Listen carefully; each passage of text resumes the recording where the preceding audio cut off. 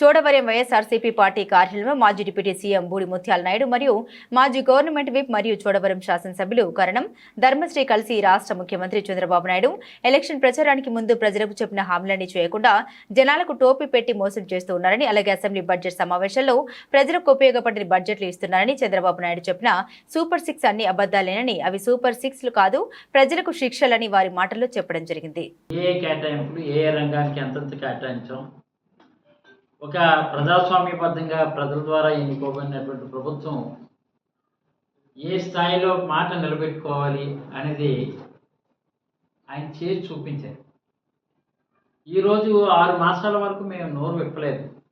మేము కానీ జిల్లా అధ్యక్షులు చెప్పినట్టు మాతో పాటు ఇక్కడ అనేక మంది జడ్పీటీసీలు ఉన్నారు, అలాగే సర్పంచ్లు ఉన్నారు, నాయకులు ఉన్నారు. వీళ్ళందరి తాలూకు మాట కూడా అదే.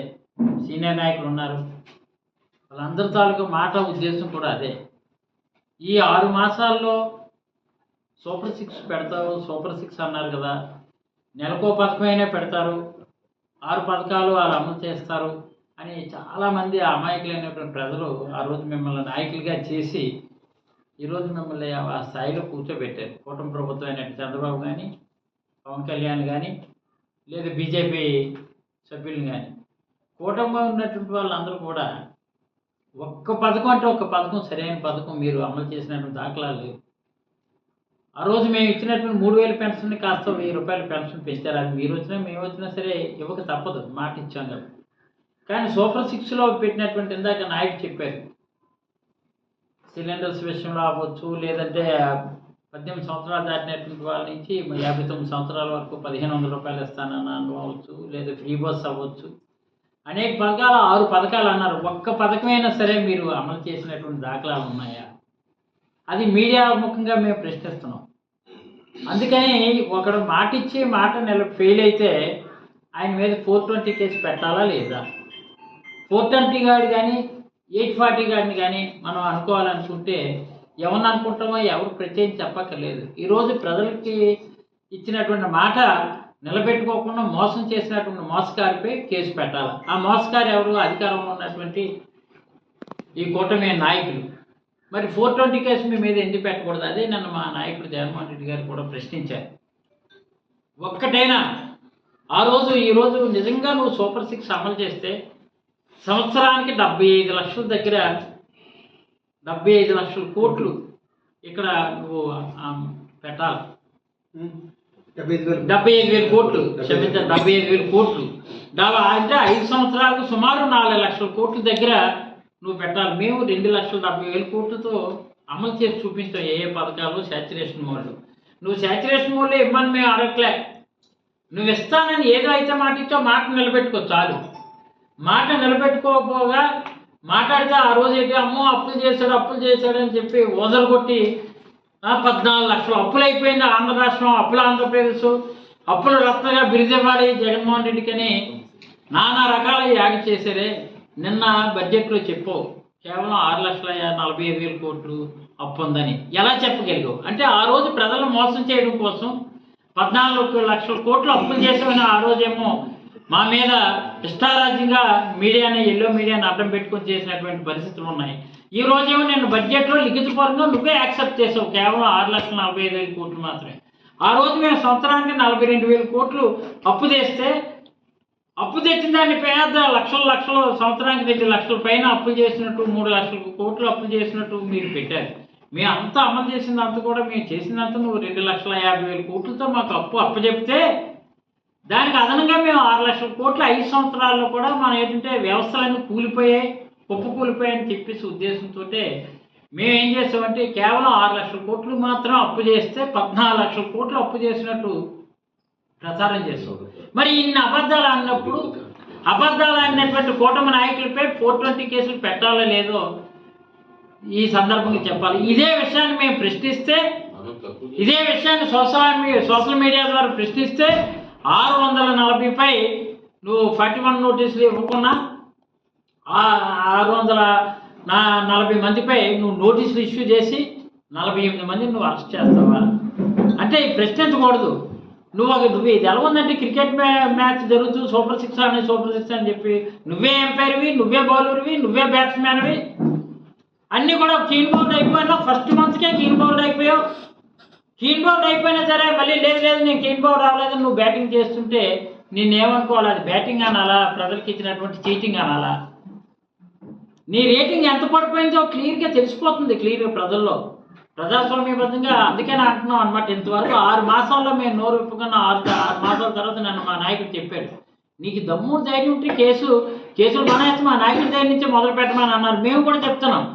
నిన్న కూడా మా నాయకులు చెప్పారు క్లియర్గా, జిల్లా అధ్యక్షులు అందరూ కూడా ప్రశ్నిస్తాం. పార్టీ శాసనసభ్యులుగా పోటీ చేసినటువంటి ప్రతి శాసనసభ్యుడు కూడా ట్విట్టర్లో పెడుతుంటారు, పత్రికాముఖంగా ప్రశ్నిస్తాం. మాకు పత్రికలే అసెంబ్లీ, అలాగే ఎలక్ట్రానిక్ మీడియా అసెంబ్లీ.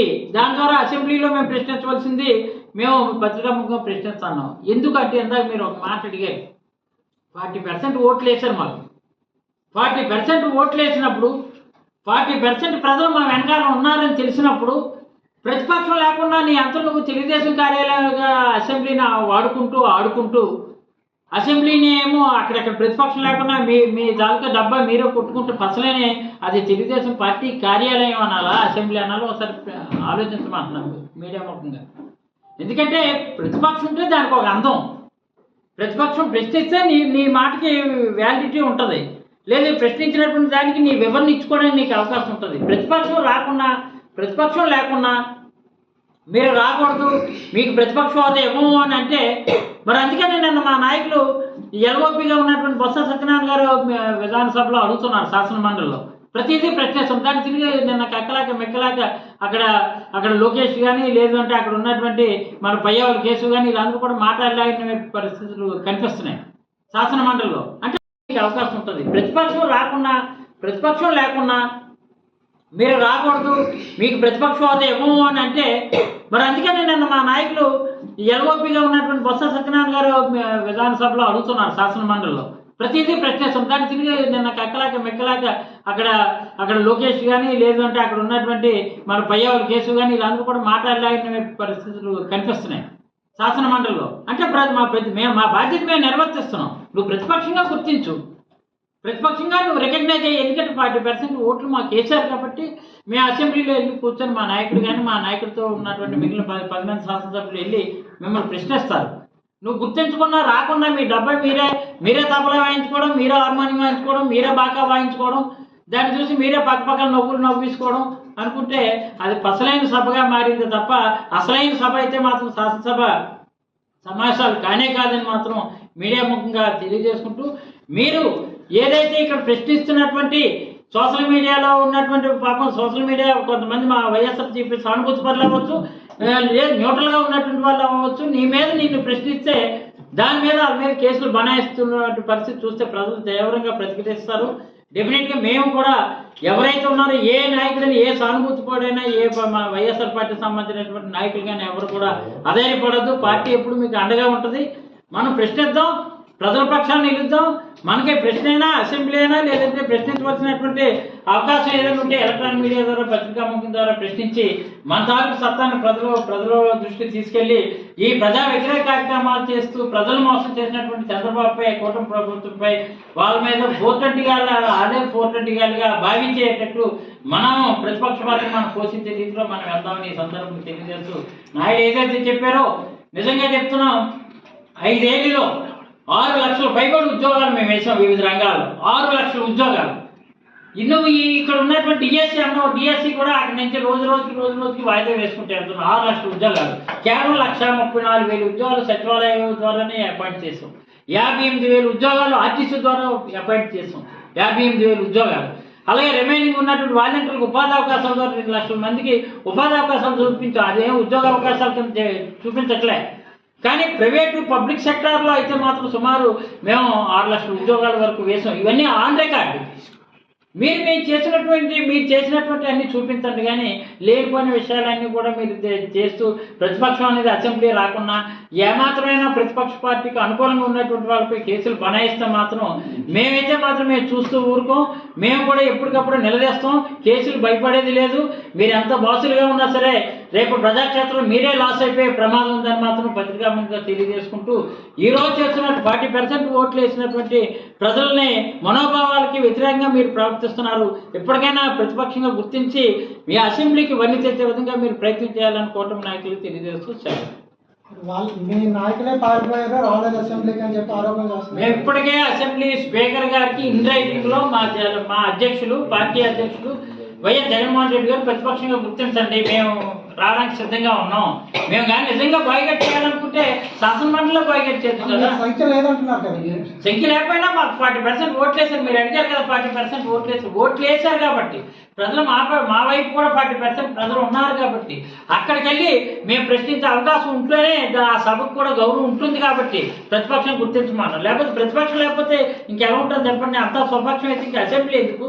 అదే అక్కడ ఉన్నటువంటిది ఏదో కేబినెట్ మీటింగ్ పెట్టుకొని అన్ని ఇంకా అసెంబ్లీ సమావేశం రాజ్యాంగాన్ని విరుద్ధంగా ప్రజాస్వామ్యాన్ని కూలి చేసే విధంగా మీ అంతా మీరే వెళ్ళిపోవచ్చు కదా. ఇప్పుడు అలాగే చేస్తున్నారు. అది అదే ఈ తెలుగుదేశం ఎన్టీఆర్ ట్రస్ట్ భవన్ చేసుకోవచ్చు. అదే అసెంబ్లీ అనుకుని దాన్ని ఎన్టీఆర్ ట్రస్ట్ భవన్ కింద మార్చేస్తారు అసెంబ్లీ. అది ఓకే.